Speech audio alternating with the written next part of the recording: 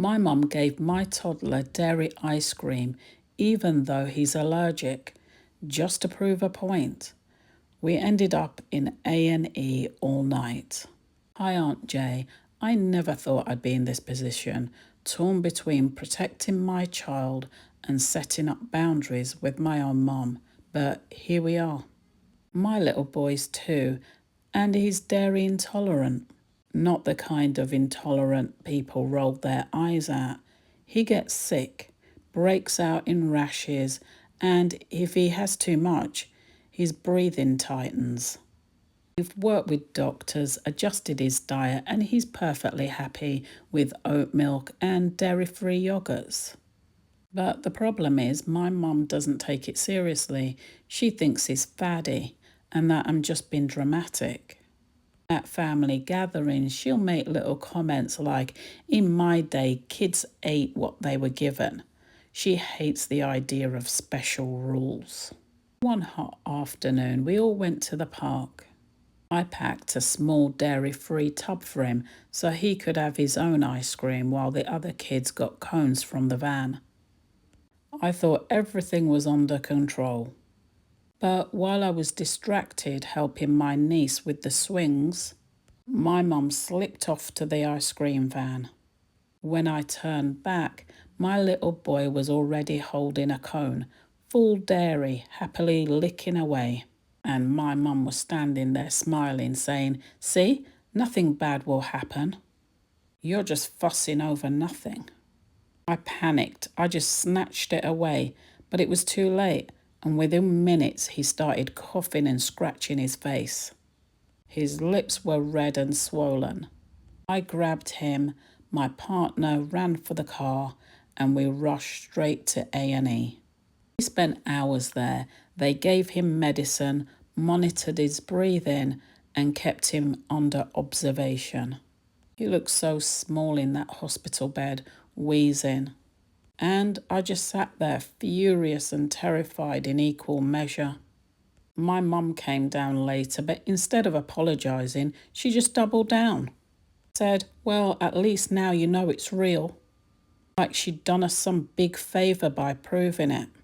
I just couldn't believe it. She watched him struggling to breathe, and there she was, still acting like she was right. Since then, I can barely even look at her. Everyone's telling me to forgive her, that she's old-fashioned and didn't mean any harm. But Aunt Jay, harm was done. She gambled with my child's health just to prove a point. So what can I do? Cut her out of my son's life until she takes it seriously? Or try to rebuild trust and hope she finally understands?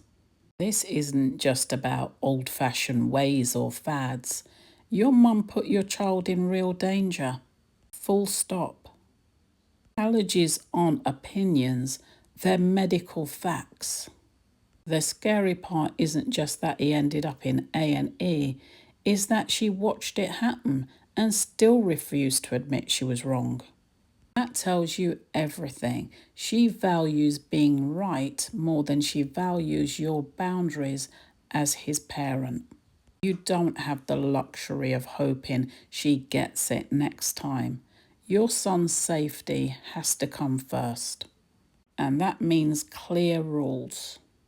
If she can't respect them, she doesn't get unsupervised access. No guilt trips, no second chances until she proves she understands. Protecting your child doesn't make you a bad daughter.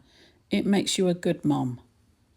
Those are my thoughts. Leave your thoughts in the comments section below. And let's move on to our second story today. Now on to our second story today.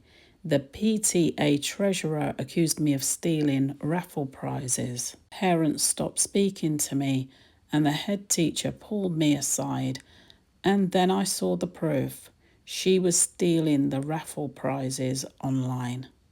Hi Aunt Jay, I joined the PTA to help out, not to be humiliated. But somehow I ended up being accused of stealing from my own kid's school.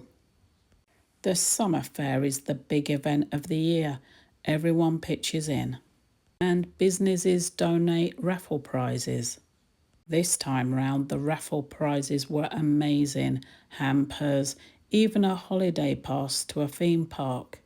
The parents were buzzing and the tickets sold out very fast.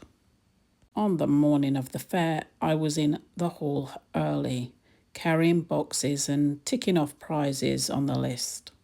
The treasurer was there too, fussing around, making a point about how she didn't like too many people near the table. I didn't think too much of it. The fair itself went well. Stalls, games, music, until the raffle draw. That's when the treasurer suddenly announced some of the top prizes had been misplaced. She reassured everyone the winners would still get them later. People looked confused, but the draw went on. A few days later, I started noticing the whispers, parents giving me funny looks, conversations stopping when I walked up. One mum messaged me to ask me if I was okay because apparently the treasurer had been suggesting I was the last one near the prizes and that maybe I had taken them. At first I thought it was too ridiculous to be believed. But then a parent at pickup asked me outright if it was true. And when I saw the treasurer at the school gate standing with a group of mums and looking straight at me, I knew exactly what they were saying. The next PTA meeting was awful. I tried to defend myself, but she sat there as calm as anything saying, I don't want to point fingers, but the facts are the facts. She made me sound guilty without ever saying the word. And then the head teacher pulled me to one side. She said she wasn't accusing me, but that parents had raised concerns. She asked if I had any reasons to have taken the prizes. Sitting there, being spoken to like that, I felt humiliated. The worst part was my own child noticing. He asked, Mummy, why don't the other mums talk to you anymore? That crushed me. And then one night I saw it. I was scrolling through Facebook Marketplace when I spotted the luxury hamper I'd collected, the same ribbon, the same written tag. And the seller?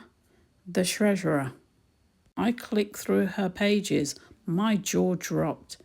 The restaurant voucher, the spa day, even the theme park tickets, every single misplaced prize was up for sale.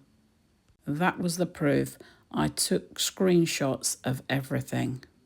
The next day, I showed a couple of the other PTA mums, and word spread quickly. Within a week, the treasurer had stepped down for personal reasons. No public apology. No explanation, just gone. And me, I was cleared, but quietly. No one came back to say sorry for believing the worst of me. The head teacher never acknowledged how humiliating it had been. Parents just moved on. But I can't move on that easily. I only joined to help out, and I ended up being accused of being a thief, side-eyed at the school gates, and my name dragged through the mud. All the while, the real thief walked off with the prizes. So what now, Aunt Jay? Do I walk away from the PTA? Or do I hold my head high and stay on to make sure that this never happens again? Stop worrying about how it looks. You don't owe these parents a performance. The treasurer was the thief, not you, and everyone knows it now, even if no one has the guts to admit that they were wrong. So when it comes down to it, what do you actually want? If staying on the PTA makes you feel sick with stress, step away. There's not going to be a medal for proving yourself to the people who doubted you. But if you enjoy being involved and you still want to help, then stay. Hold your head up high and do your bit, but don't waste energy on anyone who whispers. The choice isn't about looking strong or weak. It's about protecting your sanity and doing what works best for you and your child. End of the day, her mess is hers. She stole, she lied, and she got caught. The shame is hers to carry, not yours. Well, those are my thoughts. Have you ever found yourselves in any of these situations? What advice do you have, and how would you deal with it? Let me know in the comments section below. Let's keep the conversation going. Thank you so much for watching, and subscribe for more true stories like this. I post every single week. But until next time, guard your heart and protect your peace.